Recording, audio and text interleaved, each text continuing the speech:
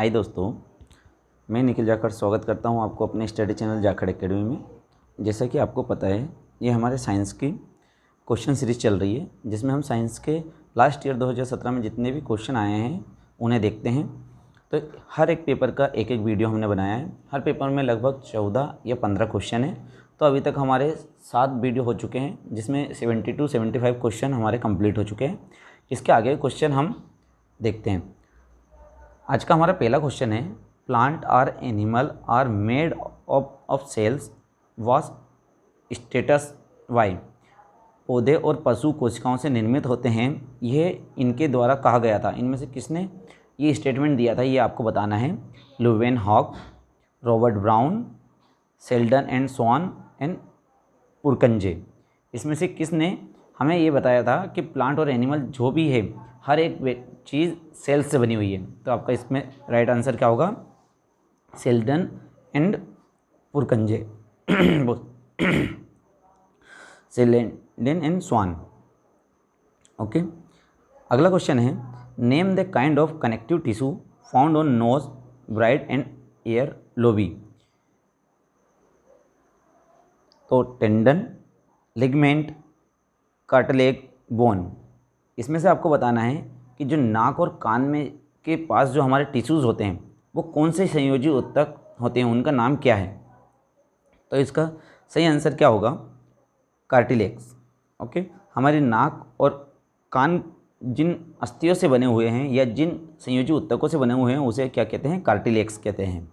तो संयोजी ऊतक से बहुत सारे क्वेश्चन पूछे हैं, तो आप हर तरह के जितने भी तरीके के हमारे बॉडी में कनेक्टिव टिश्यूज़ होते हैं, उसे बहुत अच्छे से आप बारीकी से पढ़िएगा।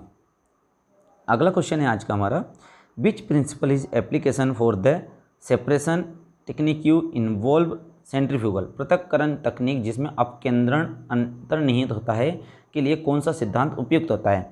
Lighter particle are force to the center while denser particle remain on the side.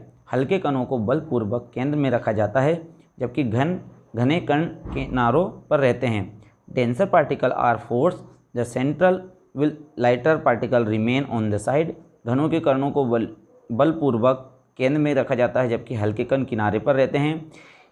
इमिसिएबल liquid separate out in layer when denser compound remain on the top. जब घने यौगिक शीर्ष पर रहते हैं, तब अपमिश्रणीय द्रव परतों में पृथक हो जाते हैं। Immiscible liquid separate out in layer when lighter component remain on top. जब हल्के यौगिक शीर्ष पर रहते हैं, तब अपमिश्रणीय द्रव परतों में पृथक हो जाती हैं। तो इसमें से आपका सही आंसर क्या होगा? Denser particle are force on the center while lighter particle remains on the side. घनों के कणों का बलपूर्वक केंद्र में रखा जाता है, जबकि हल्के कणों का किनारों पर रहते हैं। क्योंकि इसमें जो सारे आंसर दिए हुए हैं, जो व्यापम ने आंसर शीट दी थी, उसमें जो आंसर हैं, इसमें वही आंसर लगाए गए हैं। ओके, आप इस चीज़ का ध्यान रखिएगा। तो जो व्यापम ने जिन आंसरों को कहा है, इसलिए आप कंफ्यूज ना होइएगा कि आंसर गलत हो सकते हैं। ओके, इसमें आपको रीचेक करने की ज़रूरत नहीं है। The unit of voltage is, voltage की इकाई निम्न है, एम्पियर, वोल्ट, जूल, वाट। आपको बताना है वोल्ट की यूनिट क्या है। इस तरह के बहुत इजी क्वेश्चन भी पूछे जाते हैं। तो वोल्टेज की यूनिट है वाट, वोल्ट। ओके,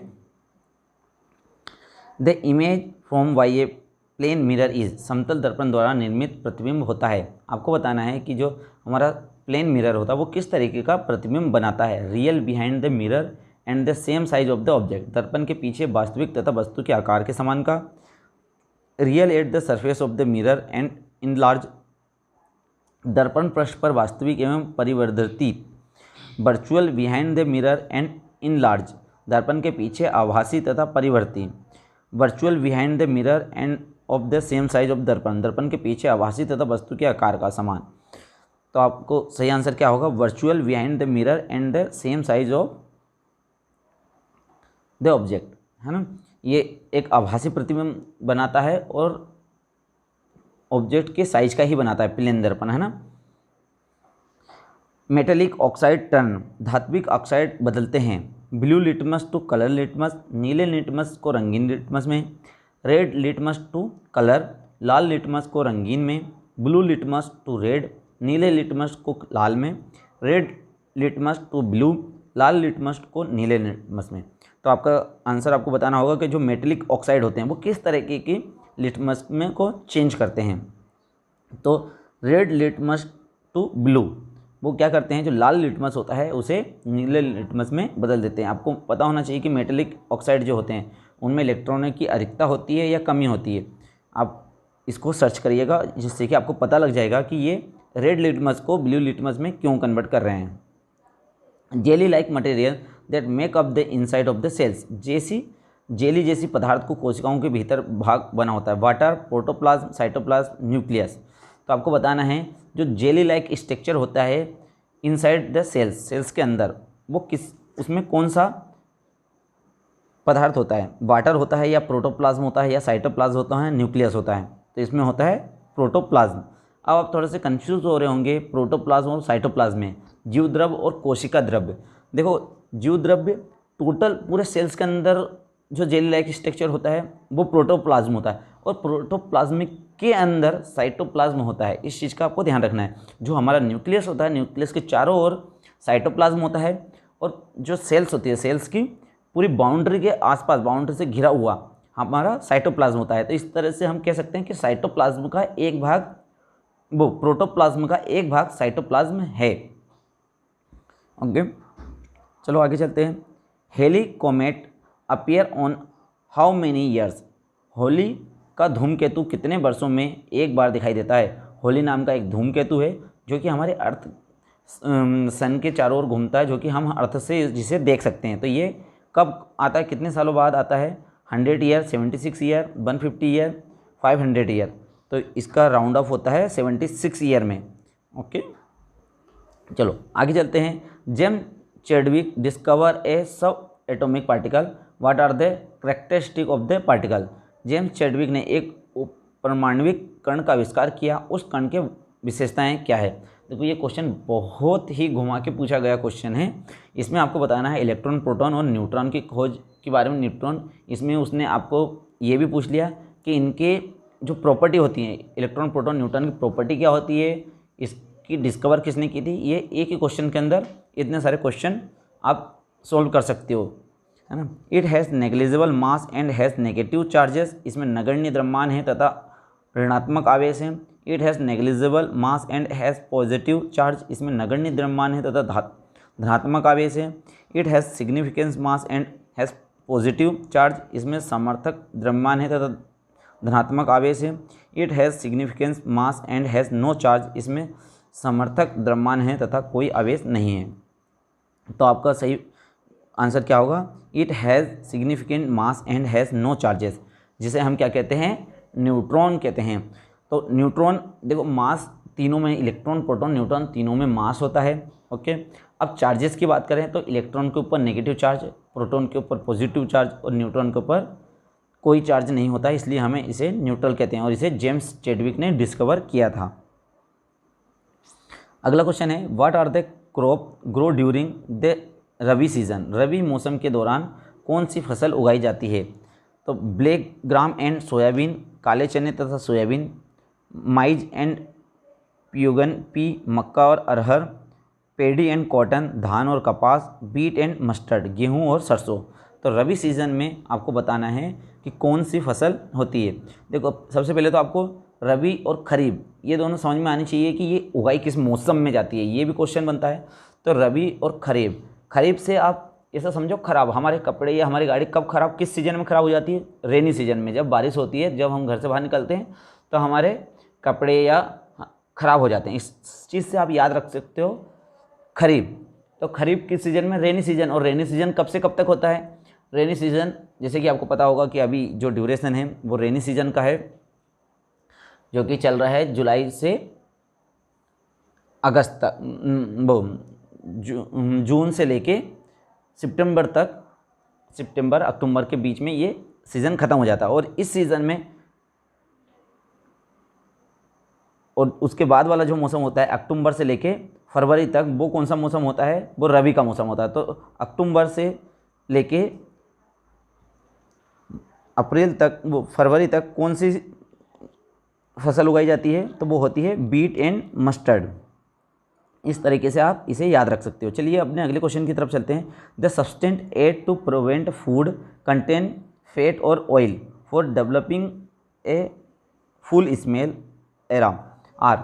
वसा या तेल युक्त भोजन में बदबूदार गंध को विकसित होने से रोकने के लिए इसमें मिलाए जाने वाला पदार्थ है।